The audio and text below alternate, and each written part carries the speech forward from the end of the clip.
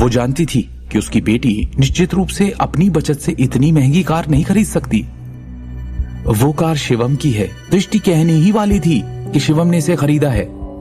Shivam, it's you again. Simi ने दृष्टि को बीच में रोका और शिवम को घूरते हुए देखा। हालांकि मैंने कहा था कि तुम एक कायर हो, लेकिन मुझे सच में लगता था कि तुम एक ईमानदार व्यक्ति थे। ऐसा लगता है कि मैंने तुम्हें फिर से कम आंका है।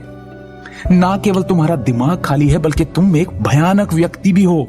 ऐसा लगता है कि निर्देशक के सहायक के रूप में तुम्हारे असली रंग सामने आ गए हैं। मैं सोच रही थी कि मेरी बेटी इतने कम समय में इतना पैसा कैसे कमा सकती है, लेकिन कौन जानता था कि ये सब तो तुम्हारे द्वारा उकसाया गया था। क्योंकि तुमने कंपनी में इस परियोजना का कार्यभार संभालने के लिए दृष्टि का अनुसरण किया है, इसलिए तुम्हें स्वयं बहुत सारे लाभ प्राप्त हुए होंगे, है ना? क्या गहनों की चोरी का तुमसे कोई लेना देना नहीं है? सिमी ने संदेह के साथ कहा। मां, यह असंभव है। शिवम ऐसा कभी नहीं करेगा। दृष्टि शिवम के लिए खड़ी हुई। तू कैसे जानती है कि वो नहीं करेगा? सिमी ने सवाल किया और गुस्से से उसके माथे पर नसें साफ दिखने लगी। वो इतने गुस्से में थी कि उसने अपना दिमाग लगभग पूरी तरह से खो दिया था। उसी समय शिवम का फोन अचानक बज उठा। डायलर को देखकर लग रहा था कि वो जगनपुरी है।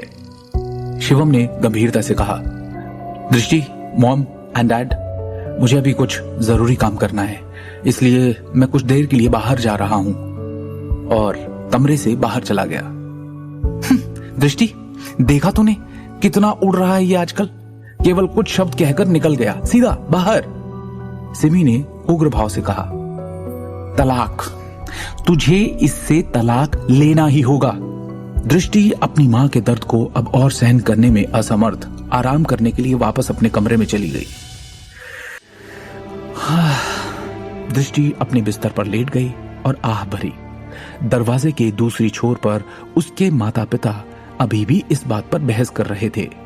इस समय दृष्टि के फोन पर एक मैसेज आया। मैं इस मामले को देखने जा रहा हूं, चिंता मत करो।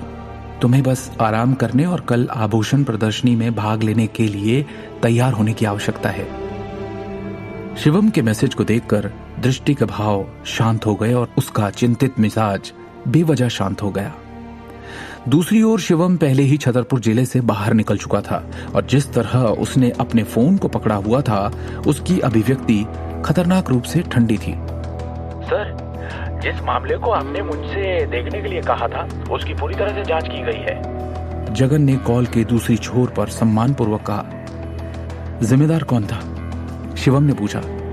जगन ने झिझकते हुए कहा, ऐसा लगता है कि करण नारंग ने इसे करने के लिए गुड़गांव के कुख्यात ग्रुप को काम पर रखा है। मेरे लिए स्काई टावर पर प्रतीक्षा करें। जो कुछ हुआ उसके बारे में मैं हर एक विवरण जानना चाहता हूँ। सर, क्या आप अभी रास्ते में हैं? आप कहाँ हैं? मैं आपको लेने के लिए आता हूँ। जगन ने उत्सुकता से कहा। कोई जरूरत नहीं। शिवम ने तुरंत फोन काट दिया। कमरे में आने पर शिवम ने जगन को कमरे के किनारे पर अकेला खड़े देखा। सर, आखिरकार आप आ ही गए, प्लीज बैठिए, ये लीजिए चाय। जगन ने विनम्रता से उसका अभिवादन किया और उसे एक कप चाय दी। ऐसा लग रहा था कि जगन इस बैठक के लिए बाहर गया था, क्योंकि उसने चाय, सिगरेट, नाश्ता और यहां तक कि मेज पर फल भी तैयार रखे थे। शिवम औपचारिक कृत्यों को खारिज करते हुए बॉस की कुर्सी पर बैठ गया और चाय की चुस्की ली। मुझे बताओ, शिवम ने शांति से कहा। डेस्क के सामने खड़े होकर जगन ने अत्यंत सम्मान के साथ झुककर गंभीरता से कहा, सर जी, मैंने आपके आदेशों का पालन करते हुए चुपके से करण नारंग की जांच की। इसके अलावा मैंने उन लोगों पर भी ध्यान दिया है जो हाल ही में उस दर्श सिंघानिया के संपर्क में रहे हैं और उसकी पत्नी।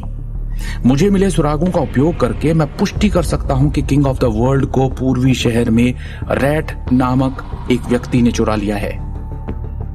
जगन ने धीरे से कहा, यह चूहा वास्तव में 2 दिन पहले करण नारंग से मिला था। मुझे पता चला है कि रैट वास्तव में पूर्वी शहर के जीत गुज्जर से परिचित है। मेरे लोग पूर्वी शहर में उसकी तलाश में गए थे, लेकिन जीत गुज्जर ने मेरे उन लोगों को अपना ही बंदी बना लिया। सर जी, उस जीतू और मेरा 36 का आंकड़ा है, बहुत गहरी दुश्मनी है। हालांकि मैंने उसे फोन किया था, लेकिन ऐसा लग रहा था कि उसका मुझसे बात करने का कोई इरादा नहीं है। जगन ने कहा। जीतू ने स्पष्ट कर दिया था कि उसके पास सब कुछ है, जिसमें किंग ऑफ द वर्ल्ड और यहां तक कि मेरे लोग भी शामिल है। ये कहने के बाद कि मैंने अपनी सीमा को उसके क्षेत्र में कैसे पार किया, वो अपने हाथों में मेरे आदमियों के बदले में एक बड़ी राशि की मांग करने लगा। शिवम ने पूछा, क्या तुम जानते हो ये जीत गुज्जर कहाँ है? सर जी, आप कहना क्या चाह रहे हैं? जगन ने झिझकते हुए पूछा। शिवम ने अचानक एक बर्फीली मुस्कान का खुलासा किया, जो एक दानव की प्रतिद्वंद्वी थी। आगे की कहानी जानने के लिए देखिए अगला एपिसोड सिर्फ पॉकेट एफएम के यूट्यूब चैनल पर, और शिवम द हिडन वॉरियर के सारे एपिसोड्स को सुनने के लिए डिस्क्रिप्शन में दी लिंक से डाउनलोड करें पॉकेट एफएम ऐप।